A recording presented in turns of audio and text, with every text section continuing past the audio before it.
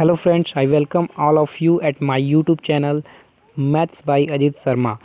Today we discuss about two important theorems, that is identity element in a group is unique and second one is the inverse of each element in a group is unique. Okay, तो move करते हैं आगे, हम पढ़ते हैं identity element of a group is unique. How to prove this theorem. बहुत simple theorem है और बहुत इंपॉर्टेंट चीज़ यहाँ पे लिखा गया है कि आइडेंटिटी एलिमेंट किसी ग्रुप में क्या होता है, यूनिक होता है।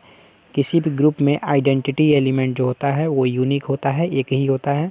दो आइडेंटिटी एलिमेंट किसी ग्रुप में नहीं हो सकते हैं। ठीक, तो हम लोग आइडेंटिटी एलिमेंट की बात करते हैं। कैसे इसको प्रूफ करेंगे कि आइडेंटिटी एलिमेंट किसी ग्रुप में यूनिक होता है। बहुत सिंपल प्रूफ है, समझिएगा। हम लोग मान लेंगे कि ये यूनिक नहीं होता है। जो प्रूफ करना है यहाँ पे इन्वर्स एलिमेंट को यूनिक प्रूफ करना है, चाहे आइडेंटिटी एलिमेंट को यूनिक प्रूफ करना है, तो इसमें हम मान लेंगे कि ये दोनों यूनिक नहीं होते हैं। दो मान लेंगे भाई, यूनिक नहीं होते हैं तो दो हो सकते हैं, तीन हो सकते हैं, चार हो सकते हैं, कुछ भी हो सकते हैं भाई।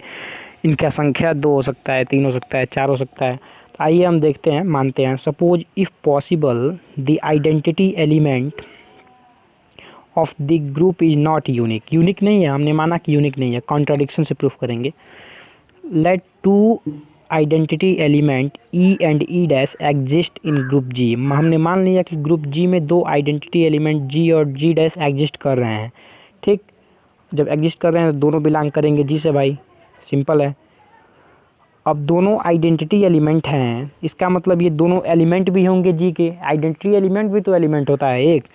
तो यदि हम मान लीजिए ई को आइडेंटिटी की तरह ट्रीट करें, पहले ई डैश को हम भूल जाएं, ई को आइडेंटिटी की तरह ट्रीट करें, तो ई डैश एक सिंगल एलिमेंट होगा और ई डैश को हम आइडेंटिटी के साथ ऑपरेट करेंगे तो बाय डेफिनेशन ऑफ आइडेंटिटी क्या होगा, वो एलिमेंट वही रह जाएगा, चेंज नहीं होगा। वही e dash operation e is equals to e o e dash is equals to e dash by definition of identity element. ठीक, हमने यहाँ पे ई को आइडेंटिटी एलिमेंट की तरह माना है। ठीक, नाउ यदि मान लीजिए हम ई डैश को आइडेंटिटी एलिमेंट मानते हैं, we suppose e dash is what, identity element, then what we can say here e o e dash is equals to e dash o e equal to identity. क्यों ऐसे हो गया भाई, ई भी तो जी का एलिमेंट है और ई डैश को हमने आइडेंटिटी माना है जी डैश का। तो बाय डेफिनेशन ऑफ आइडेंटिटी कोई भी एलिमेंट आइडेंटिटी से ऑपरेट होगा तो वो आइडेंटिटी से ऑपरेट होने के बाद चेंज नहीं होगा, वही रह जाएगा। तो यहाँ ई एक एलिमेंट है जो आइडेंटिटी ई से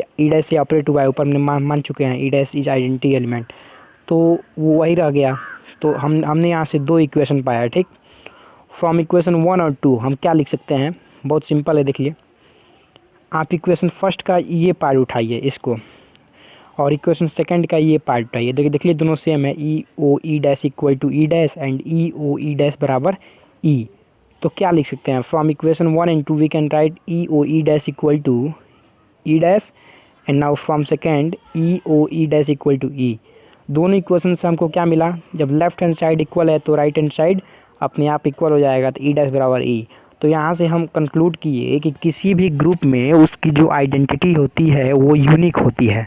बहुत इंपॉर्टेंट चीज़ है, इसको हमेशा ध्यान में रखिएगा। ठीक, एंड इन्वर्स एलिमेंट को हमें यूनिक प्रूफ करना है, तो उसको कैसे प्रूफ करेंगे, किसी भी एलिमेंट का इन्वर्स यूनिक होता है।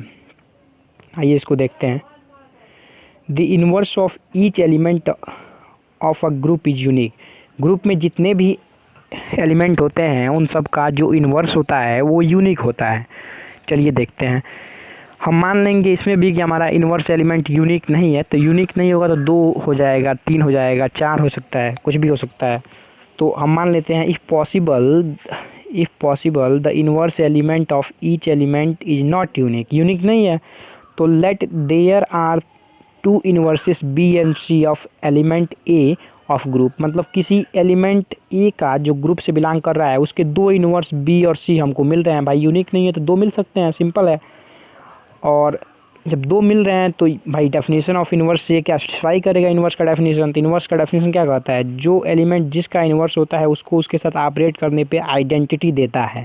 ठीक, तो बी को हमने ए का इन्वर्स माना है, तो बी को ए का इन्वर्स माना है, तो बी को ए के साथ ऑपरेट करने पर हमको आइडेंटिटी मिल जाएगा, a o b is equals to identity.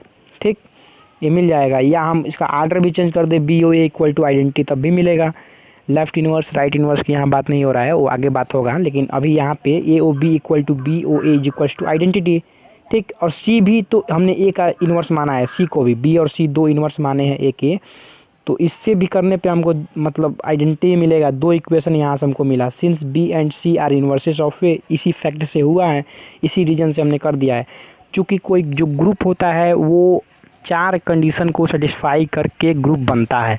Closure property, associativity, existence of identity and existence of inverse element. तो इसमें एसोसिएटिविटी भी आता है। एसोसिएटिविटी से देखिए यहाँ हम क्या कर सकते हैं, सी ओ और ए ओ बी के एक साथ ले लिया, उसके साथ एक अलग एलिमेंट हमने सी ले लिया, तो यहाँ पे ए ओ बी क्या देगा, ऊपर हम देख चुके हैं कि a o b equal to identity, यहाँ पे a o b equal to identity, तो यहाँ से आइडेंटिटी मिल जाएगा सी ओ ई, और चूँकि ई आइडेंटिटी है तो वो किसी एलिमेंट से ऑपरेट होगा तो वही दे देगा, इसलिए सी मिल गया हमको यहाँ से।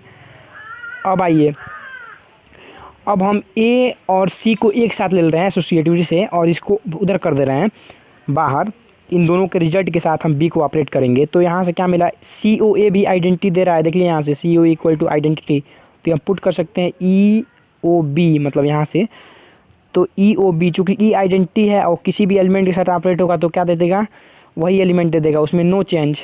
तो यहाँ से हमको सी मिल गया और यहाँ से बी मिल गया है, ठीक। और चूँकि हम जानते हैं कि कोई भी ग्रुप एसोसिएटिव होता है, तो एसोसिएटिविटी से ये पार्ट लेफ्ट हैंड साइड इसके इक्वल हो जाएगा। जब ये लेफ्ट हैंड साइड एक दूसरे के इक्वल हो जाएगा, सी ओ in bracket A o b और in bracket c o a bracket closed o b, तो ये दोनों पार्ट जब लेफ्ट साइड इक्वल हो गया तो राइट साइड भी अपने आप इक्वल हो जाएगा। तो बी इक्वल टू सी यहाँ से हमको मिल जाएगा, मतलब inverse of each element in a group is unique, ये थ्योरम कहता है, बहुत इंपॉर्टेंट थ्योरम है। If you want to take a screenshot then you can take screenshot. Please guys subscribe my channel and keep support me.